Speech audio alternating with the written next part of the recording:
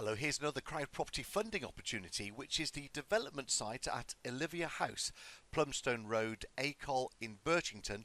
That's CT7 0JD. Now, CrowdProperty is a peer-to-peer lending platform designed to facilitate loans between private individuals and professional property businesses. CrowdProperty is authorised and regulated by the Financial Conduct Authority. It's under permission number 723959. CrowdProperty is not covered by the Financial Services Compensation Scheme. There are risks with any loans you make, and just like all peer-to-peer lending, your capital is at risk.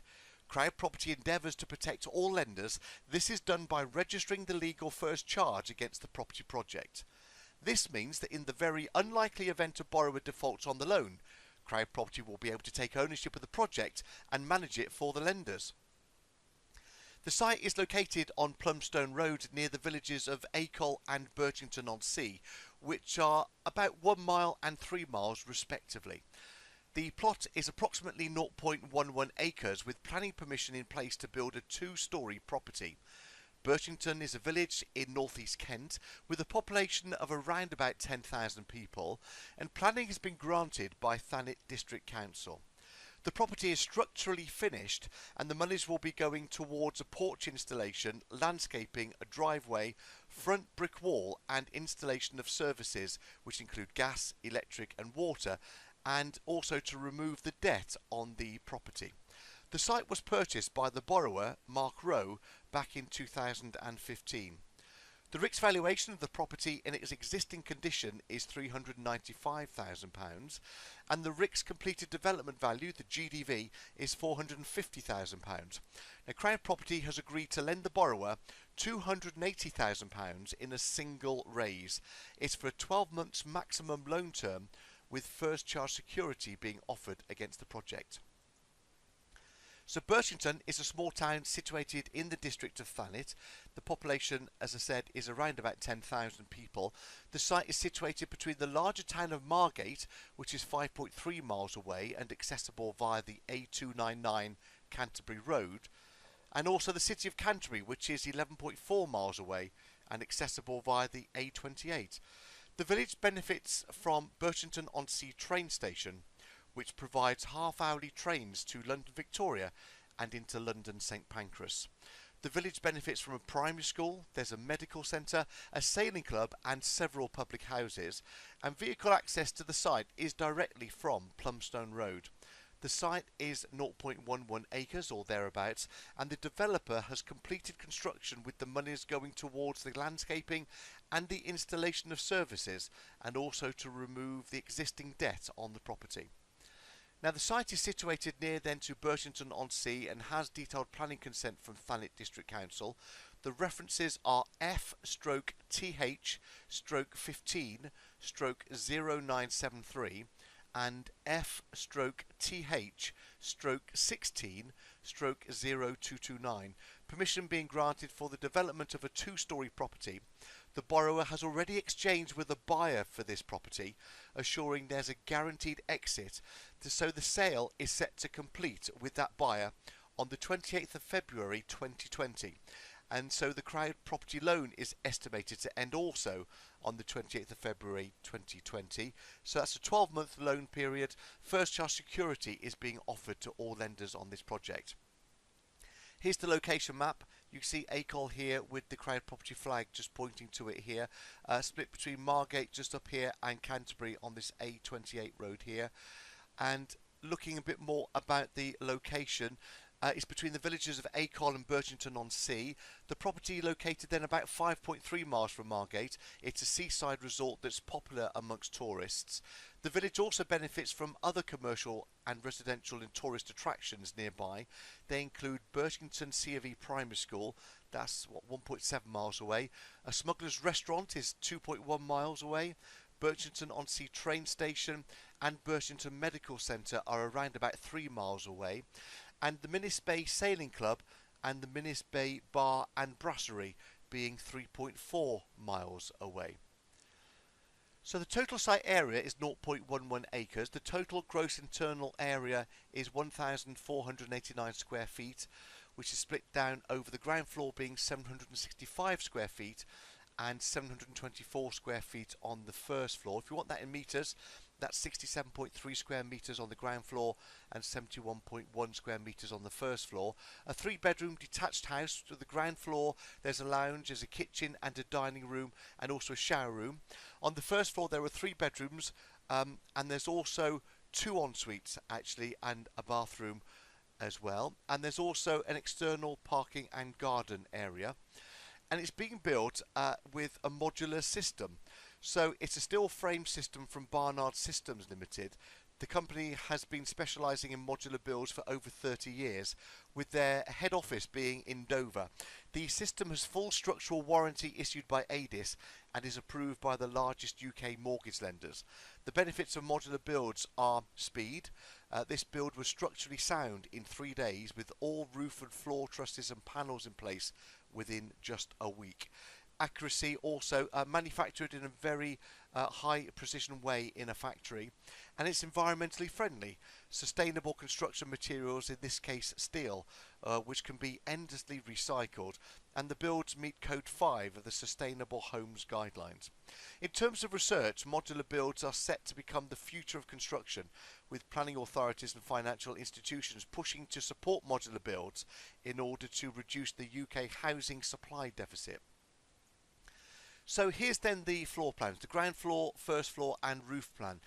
When I was talking to the developer earlier, he told me that it's just slightly changed in that because they've now sold the project, the buyer wants just to alter slightly. So you come in through the front door still with the lounge and a kitchen dining room on this side, but the downstairs cloakroom has been changed into an accessible bathroom. And so there's a shower room also now downstairs. And then when you go upstairs, you've then got the first bedroom, which has got an ensuite. You've also then got a family bathroom and a second bedroom which has an ensuite to it as well, followed by a third bedroom. So slightly different to the layout on there. And then looking at the designs, looking at the front elevation, which is the south elevation, the rear elevation, which is the north, and then you've got the 2 sides looking at the east and the west elevations, and then with a few more pictures then showing you how it's coming together. You can see there in the middle you've got the kitchen dining room area with the patio doors going out into the garden space. So the current market value is £395,000, verified by RICS. The estimated build cost is £56,000. A quantity surveyor has estimated that figure, and the outstanding debt is £224,000. The total gross development value once landscape and services are completed is £450,000, verified by the Royal Institute of Chartered Surveyors. The sale price, and bear in mind an exchange is already in place, is £450,000. £280,000 loan has been agreed in a single phase raise, and the day one release will be £250,000. The exit strategy is already guaranteed because an exchange has already occurred. The loan then is going to be a single phase raise of that £280,000. The monies will go towards the landscaping, porch installation, driveway, front brick wall and service installation, whilst also removing the remaining debt on the property. £250,000 is going to be drawn down on day one, so that means an initial loan to value of 63.3%, and the loan to value at the project completion, if it goes to full term, is 68.4% when you include the rolled up interest, secured with a first charge against the property paying 8% per annum interest, and that interest is paid at the end of the project. It's a maximum loan period of 12 months and a minimum loan period of 6 months, with this loan targeted to start on the 15th of March 2019. Let me tell you then a little bit more about the borrower, because it's Mark Rowe and he has over 30 years property experience with a property portfolio valued at nearly £10 million. That's with properties in the UK, Dubai, Spain and Bulgaria. Mark also has considerable development experience, completing a number of new builds within the home counties. As the former sole owner and director of Rowe Homes Limited, Mark completed 3 new build luxury dwellings covered by the NHBC.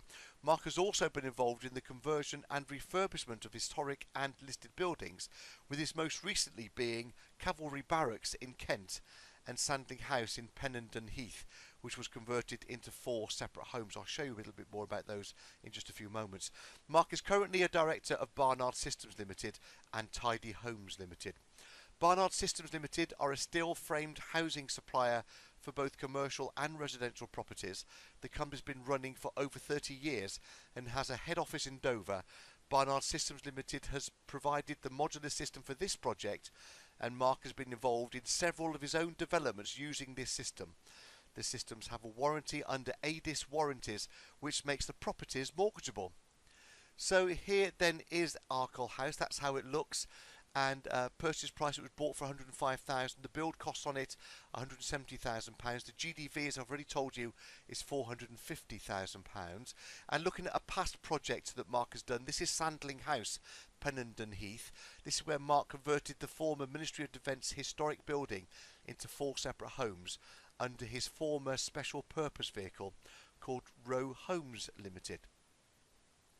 So CrowdProperty believes in responsible lending and borrowing, and the amount of this loan is based on the project and experience of the developers.